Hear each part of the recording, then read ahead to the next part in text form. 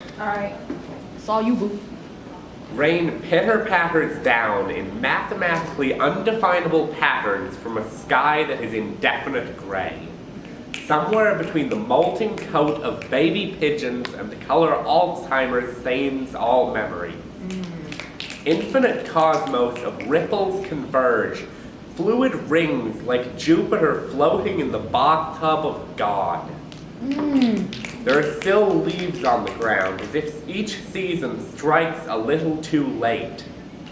Ambient heat warms the icy nerves at the ends of my body as Morrissey sings. Rain falls hard on a humdrum town. This town will drag you down. A few other bodies shuffle in, but I'm not watching them. It's far before the morning rush.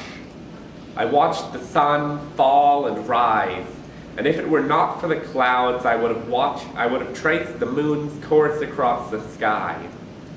I haven't slept, yet I feel no tiredness in these bones. I feel renewed. The rain brings with it change. Beneath colorless skies and naked trees, my body damp, my hair bristling and wet, I am at peace. As more people walk in, I slide quietly away, into the drizzle. Blackbirds calling in the air, the lost dead moments before the world is born anew. And this is the second one that I wrote this morning. 5 a.m. freeway deadlights race by at 75 miles per hour. Rain-slick, pitch-black roads reflecting white and yellow stars that are a copy of a copy of a copy. It's a funny thing how a year ago, long train rides were a thing that I could romanticize. Now I couldn't tell you how many times over the rumbling tracks and through plate glass windows I have watched the sun rise.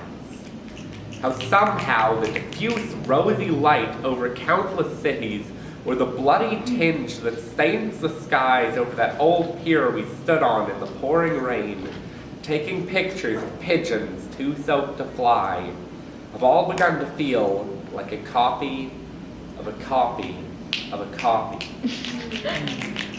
I have watched too many skylines fade into the distance so that somewhere between 9 a.m. cab rides, late nights, and long rides on the Orange Line, I have lost my lust for wander.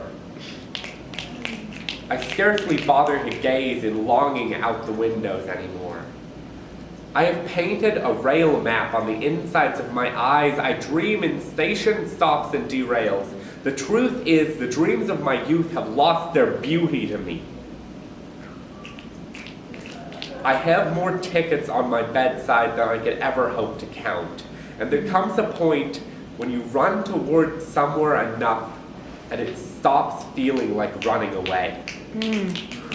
For years growing up, I kept a spare bag packed in the back of my closet so that one night I could disappear like smoke on the midnight wind. I've given up on running, but sometimes it feels like I'm still fading away.